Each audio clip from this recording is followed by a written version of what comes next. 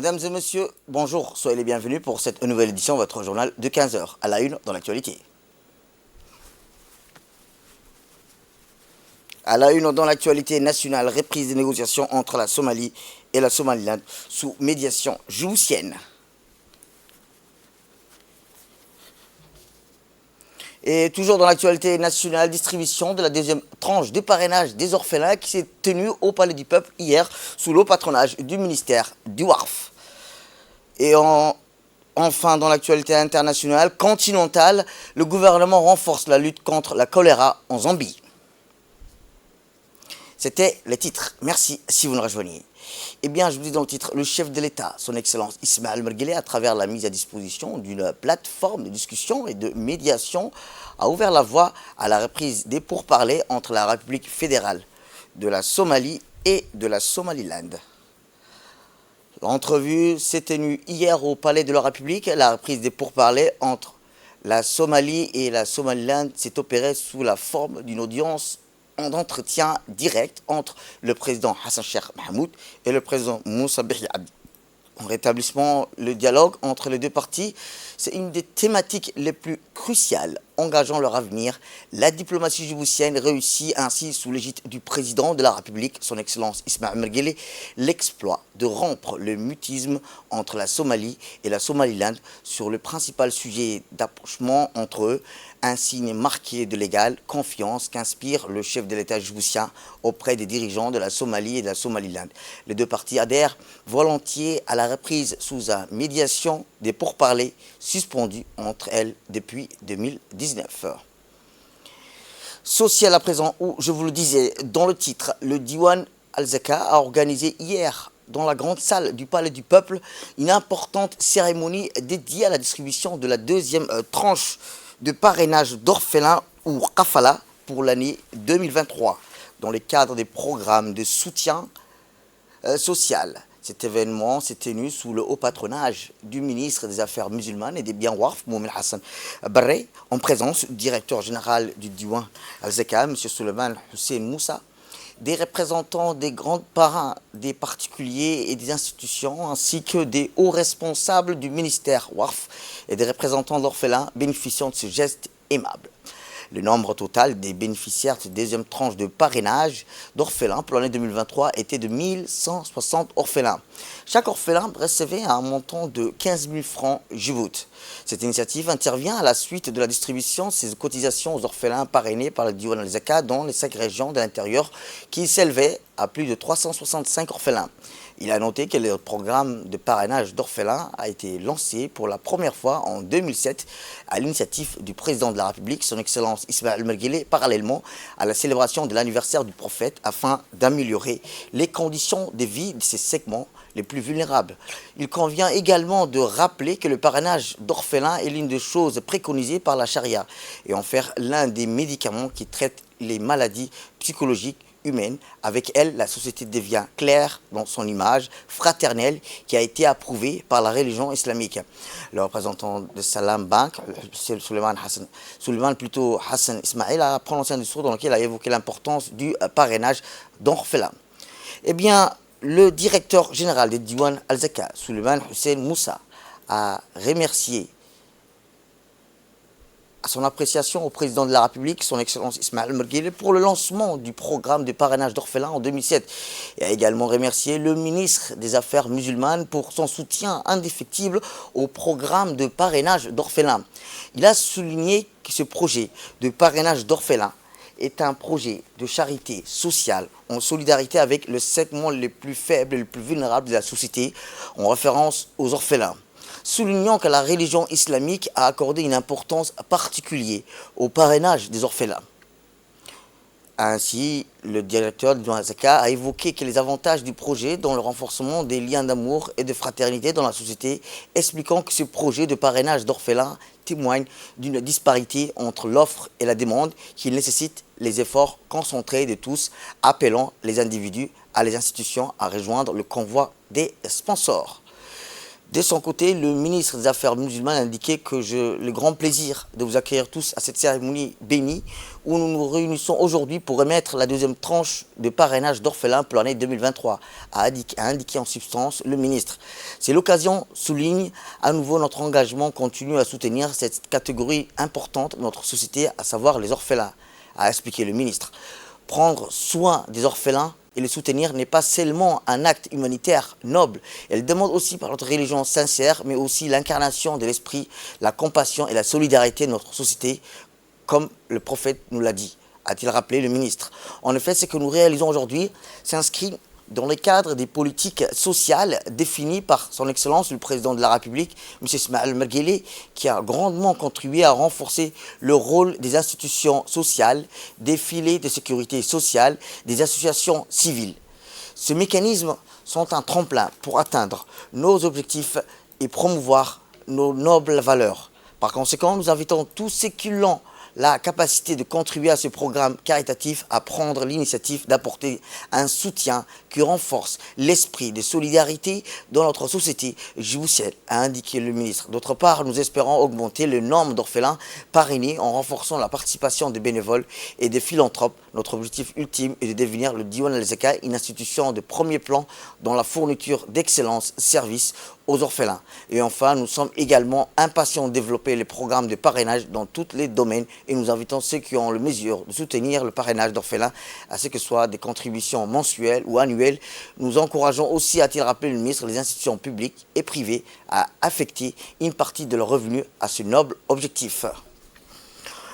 On reste toujours dans le domaine social, mais cette fois-ci, direction le Nord, où dans le cadre de ces programmes d'assistance sociale visant à améliorer les conditions de vie des orphelins, le Diwan Al-Zaka de Tadjoura a procédé mardi dernier la distribution de la deuxième tranche de parrainage d'orphelins ou Kafala pour l'année 2023 à 74 orphelins issus de la région de Tadjoura.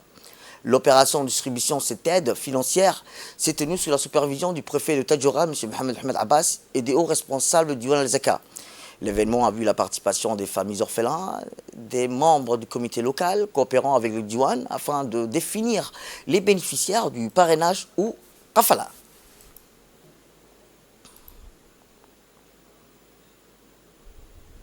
Retour à Djibouti et santé à présent, où après la formation des formateurs sur la santé mentale, le ministère de la Santé a lancé des formations en cascade de toutes les équipes médicales, c'est-à-dire les médecins de Djibouti, ville et des régions, les techniciens en psychiatrie, ainsi que les médecins exerçant dans la parapublique. C'est dans ce cadre que le secrétaire général du ministère de la Santé, Mohamed Ali Mohamed, accompagné du représentant adjoint de l'OMS, Farah Hassan ont présidé la clôture de l'atelier de formation dans le domaine de la santé mentale du 23 au 27 décembre à l'hôtel Escale.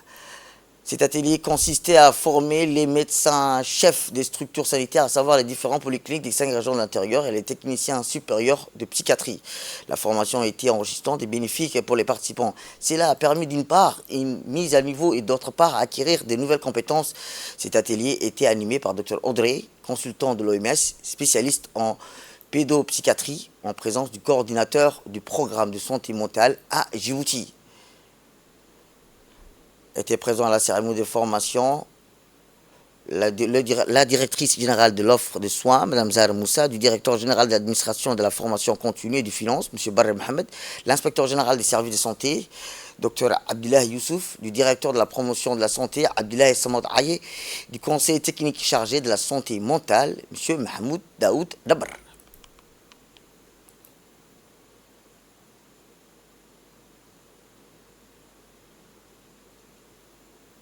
Eh bien, dans son intervention, le représentant adjoint de l'OMS a remercié le ministère de la Santé pour l'organisation de ces formations qui a pour objectif de combler les lacunes dans le domaine de la santé mentale. Au cours de ces sessions, nous avons exploré les aspects fondamentaux de la santé mentale, cherchant à renforcer nos compétences pour mieux comprendre, soutenir et traiter les troubles mentaux. En effet, cette formation de 5 jours, co-dirigée par Dr Audrey McMahon et Dr Hassan Abdi Moumed, qui fait partie des formateurs djiboutiens, formés la semaine dernière, vise à développer la capacité du personnel des soins de santé primaire, incluant les médecins généralistes, les techniciens supérieurs, les psychologues, à pouvoir diagnostiquer, prendre en charge et connaître le système de référencement des troubles mentaux courants et prioritaires, y compris les troubles liés à l'alcool et à la toxicomanie, à l'aide du guide MHGAP. Monsieur le secrétaire général, cette formation a renforcé les compétences de 12 médecins généralistes issus de 5 régions de l'intérieur et de 6 polycliniques de la capitale, un médecin de la CNSS et 6 techniciens supérieurs qui sont aussi des infirmières en psychiatrie. Chers praticiennes et praticiens, chacun de vous a apporté une contribution unique à cet échange d'idées et d'expériences. Ensemble, nous avons jeté les bases d'une communauté engagée dans la promotion du bien-être mental. Puissiez-vous appliquer les connaissances acquises dans vos pratiques quotidiennes et inspirer positivement ce que vous rencontrez.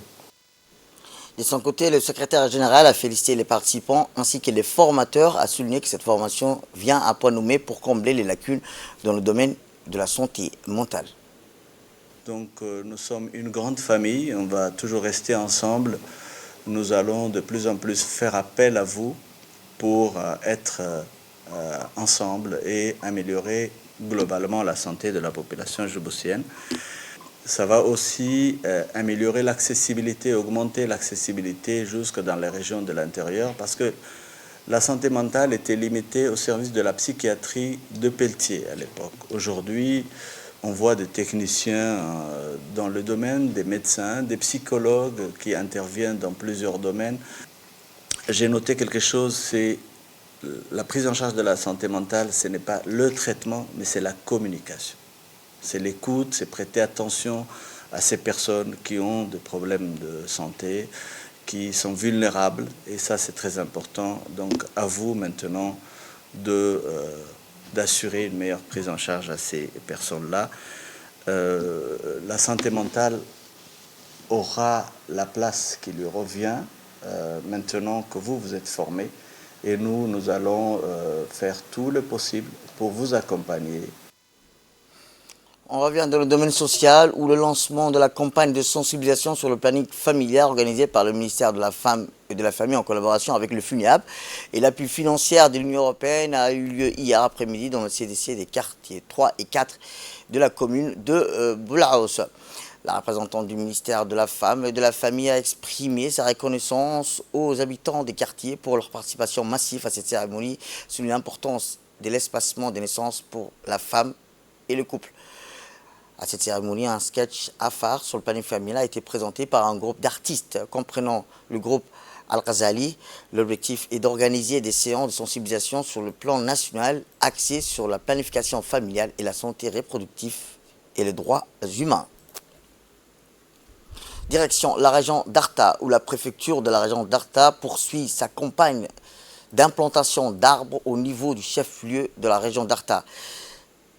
C'est le préfet de la région, en l'occurrence M. Hassan Dabalé, que les travaux d'implantation d'arbres ont été une réussite pour la région, vu le nombre d'arbres implantés et la participation conjointe de toutes les parties prenantes. Cette campagne de plantation d'arbres a vu la participation du président du conseil régional d'Arta, M. Elmi Bouhdalé, des représentants de la société civile, les forces armées stationnées à Arta, ainsi que des hauts cadres de l'administration régionale.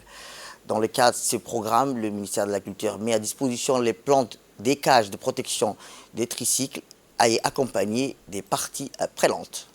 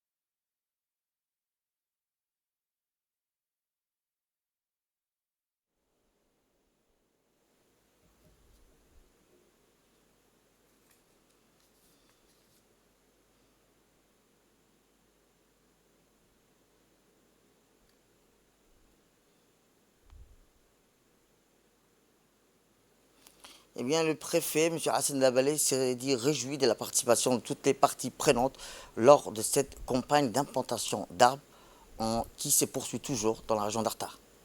Toujours, nous sommes dans la dynamique des plantations des arbres. Aujourd'hui, nous plantons le reste de 500 arbres prévus. Encore le ministère de l'Agriculture nous a encore donné encore 1500 arbres que nous allons redistribuer au service déconcentré de l'État. Nous avons fini la plantation sur les artères. Comme vous le savez, l'arbre sert beaucoup surtout à faire de l'ombre, bien sûr, et pour une protection de l'environnement contre le changement climatique. Donc en ce moment où il y a le changement climatique, la République de Djibouti, sous l'initiative du président de la République, a opté pour la plantation des arbres. Donc cela, sous l'égide du Premier ministre, ces actions ont été lancées et nous continuons dans cette dynamique. Nous allons encore élargir ces actions vers les localités où on peut bien sûr trouver de l'eau, comme Damerjog, comme Ouéa. Et je pense que je remercie tous les parties prenantes qui ont aujourd'hui participé. Eh bien, direction le sud du pays, où l'ambassadeur du Japon à Djibouti, M. Hara Keishi, a entrepris une visite de travail dans la ville du chef-lieu de Dikil. À son arrivée, M. Hara Keishi a été chaleureusement accueilli par le préfet de Dikil et le vice-président du conseil régional au sein du bureau de la préfecture. La séance de travail a été le lieu des discussions approfondies centrées sur les opportunités de coopération et les projets potentiels entre le Japon et la région de Dikil.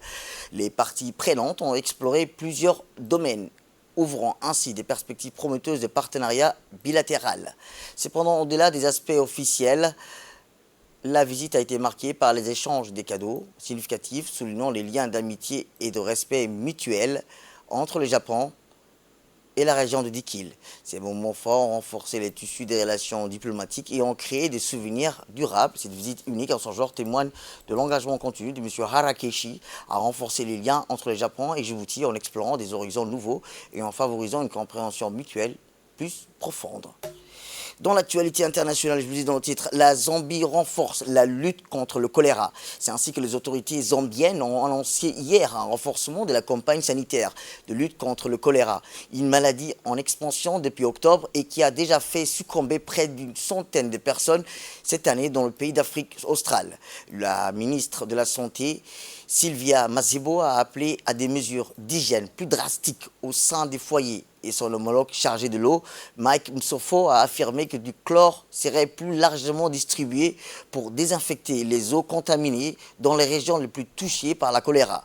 5 décès, 111 nouveaux cas de contamination ont été enregistrés en 24 heures, du fait notamment des fortes pluies qui accélèrent la transmission de la maladie bactérienne à travers l'eau et la nourriture infectée, a précisé Sylvia Masebo. Il s'agit là du total quotidien le plus élevé en 2023. Il y a eu lieu 93 décès cette année dus à cette infection diarrhéique aiguë, la plupart depuis octobre, selon l'Institut national de santé publique. Direction le Proche-Orient, où les derniers développements des raids israéliennes ont repris ce matin ou sur plusieurs zones de la bande de Gaza, tandis que les chars israéliens avançaient profondément dans le centre de la bande de Gaza après des jours de bombardements incessants qui ont forcé des dizaines de milliers de familles palestiniennes à déjà déplacer, à fuir dans un nouveau vague de déplacements de masse. Les médias palestiniens ont fait état de violents affrontements sur les axes du centre et du sud de la bande de Gaza, dans la région de Sheikh Radouane et dans les quartiers Al-Tufa, Al-Daraj et dans la ville de Gaza. Le bilan des victimes des attaques israéliennes dans la bande de Gaza depuis le 7 octobre dernier s'est alourdi à près de quelques 21 320 morts dans les rangs de la population civile. Ainsi, au Caire, le chef des services de la communication de l'État, Dia Rachwan, a confirmé hier dans un communiqué que l'Égypte avait présenté un projet de cadre destiné à rapprocher les points de vue de toutes les parties concernées dans le but de mettre fin à l'effusion de sang palestinienne, faire cesser l'agression contre la bande de Gaza et rétablir la paix et la sécurité dans la région. C'est tout pour cette édition. Merci à vous de nous avoir suivis. Restez avec nous pour la suite de nos programmes télévisés. Et d'ici là, bon week-end à vous.